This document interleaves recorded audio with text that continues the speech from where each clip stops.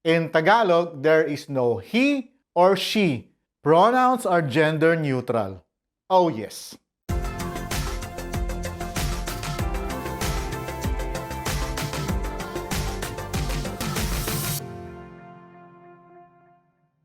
Kumusta po kayo? Ako po si Jay, ako po ay Pilipino at ako ay taga Metro Manila sa Pilipinas.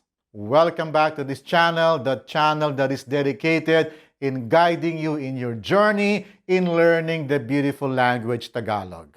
If you are new to this channel, I encourage you to check out the previous videos to keep you up to speed. If you haven't subscribed to this channel yet, I encourage you to do so. And do not forget to click on the bell button so you will be notified of new videos I am coming out regularly. In this video, we're going to be talking about a huge topic, and that is personal pronouns. This topic is so huge that I'm going to be breaking it up into several videos. So, welcome to part 1 of our topic on personal pronouns in Tagalog. So, tara, magsimula na tayo. What is personal pronoun? Well, a personal pronoun is a word that is used as a substitute for proper names of a person or a group of people like I, you, she, he, they, and so on. In Tagalog, we call personal pronouns as Panghalip Panao. Let's take a look at our table of Tagalog personal pronouns. Wow, it looks scary, doesn't it? But do not worry, we will tackle this little by little, or what we say in Tagalog, dahan-dahan. There are 4 things I want you to remember about personal pronouns in Tagalog. First, they come in 3 types depending on the types of subject. They can either be in the first person, second person, or third person. Most languages would have these types like in English, so there's nothing too much special about that. Second, each type could either be in the singular or plural form. Again, most languages would have these types like in English, so there is nothing special there too. Third, they can be grouped into 3. Now, depending on your source material or the teacher that you listen to, they come with a variety of group names. But for simplicity's sake in this channel, we are just going to call them Group 1, Group 2, and Group 3.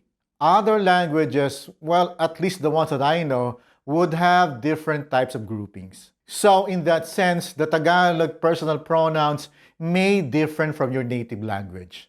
Now, here comes the interesting part. The 4th thing that I want you to remember is that in Tagalog, there is a unique personal pronoun, kita, which is very hard to place. So that's why it is a category in itself. Discussing this is going to be very, very interesting. Again, we are not going to be tackling all of these in this video because this is such a huge topic. So now you can understand why I am breaking the discussion on Tagalog personal pronouns into several videos. For part 1 of this discussion, which is this video, I will be focusing on Group 1. Now, this group comes in a variety of names, depending on the type of source material you are using. Some call it direct personal pronoun or nominative personal pronoun. Some call it focus-oriented personal pronoun or subjective personal pronoun. Well, I guess the linguistic experts don't agree. To better appreciate Group 1, let me show you this table and how it compares with other languages. You can see here the Tagalog personal pronouns and how they are compared with English, Spanish, French, and Japanese. In this video, we are going to be focusing on the singular form.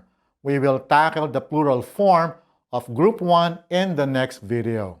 So in this video, we are going to be tackling the singular form ako, ikaw, ka, and siya.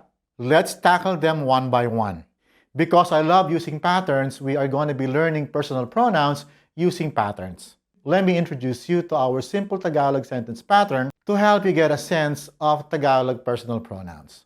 The pattern is the subject or the topic or the focus of the sentence plus the copula I plus the predicate, which could be an adjective, a verb or a noun. Alright, let's begin with ako. Ako ay matalino.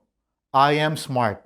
This example uses an adjective, matalino, as the predicate. Let's try using verb as the predicate. Ako ay kumakanta. Now, let's try using proper noun as the predicate. Ako ay si Peter. I am Peter. Remember our lesson on case markers? The singular case marker C is placed before the proper noun. If you wish to review or check out that video, I am providing a link in the description down below. Finally, let's try using common noun as predicate. Ako ay Pilipino. I am Filipino. So it's not too hard, right? Now, let's try using ikaw. Ikaw ay matalino. You are smart. Ikaw ay kumakanta. You are singing. Ikaw ay si Peter. You are Peter. Ikaw ay Pilipino. You are Filipino. This pattern using ikaw is consistent with the pattern using ako. So, it's not too hard, right? Now, let us try using siya, the third person pronoun, which is the equivalent of the English he or she. It is gender neutral. So, you can use this for both male and female subjects. Let me just mention that you can pronounce this word as siya, but in regular speech, it is normally pronounced siya. Which brings me to another interesting point. You can actually spell this word 3 different ways. Like? Well, I guess it's just a quirk of an evolving language. Anyway, let's move on and let's take a look at our examples. Siya ay matalino. He or she is smart. Siya ay kumakanta. He or she is singing. Siya ay si Peter. He is Peter. Siya ay si Marie. She is Marie. Siya ay Pilipino. He or she is Filipino. Cool! So, that pretty much covers the singular part of the Tagalog personal pronoun in Group 1. But wait, there's more. Now comes the very interesting part. Let's take a look again at our table, and you might be wondering what this ka is all about. To illustrate how ka is used, let me introduce you to another simple Tagalog sentence pattern. Predicate, which could be an adjective, a verb, or a noun, plus personal pronoun ka. Matalino ka. You are smart. But wait, what's going on here? Ikaw ay matalino and matalino ka both mean you are smart from 2 different sentence structures. The first one is subject plus predicate, and the second one is predicate plus subject. So you might be asking the question, what's the difference? Well, the difference is in the focus. One sentence focuses on ikaw or you being matalino, and the other focuses on someone who is matalino who happens to be you or ka. I have mentioned this in my previous videos.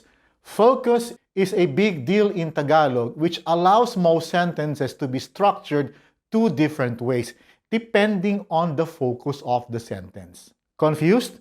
Let's take a look at these sentence structures. Subject and focus versus focus and subject. Subject plus predicate, predicate plus subject. Subject plus predicate, ikaw ay matalino. Predicate plus subject, matalino ka. Focus shouldn't be confused with the subject of the sentence because ikaw and ka are both the subject of a sentence, but one of them isn't necessarily the focus of the sentence. Now, you may ask the question, if you can put ka at the end of the sentence, can you do the same with ako and siya? Well, you bet you can. Let's try. Matalino ako. I am smart. Matalino siya. He or she is smart. So there, you can do the same with ako and siya. Let's have more examples of our simple sentence patterns using subject plus predicate and predicate plus subject. Ako ay mahiyain. Mahiyain ako. I am shy. Ako ay nagmamaneho. Nagmamaneho ako. I am driving. Ako ay si June. Si June ako. I am June. Ako ay arkitekto. Arkitekto ako. I am an architect. Ikaw ay maganda. Maganda ka. You are pretty. Ikaw ay nakakainis. Nakakainis ka. You are irritating. Ikaw ay si Ariana. Si Ariana ka. You are Ariana. Ikaw ay estudyante. Estudyante ka. You are a student. Siya ay mabuti. Mabuti siya. He or she is fine. Siya ay natatakot. Natatakot siya. He or she is scared. Siya ay si Tess. Si Tess siya. She is Tess. Siya ay si Anton. Si Anton siya. He is Anton. Siya ay nurse. Nurse siya. She is a nurse. So there, we have covered a big part of the Tagalog personal pronoun family. It may look confusing at first, but always remember to use the simple sentence patterns we learned in this video. That will help you practice using Tagalog personal pronouns.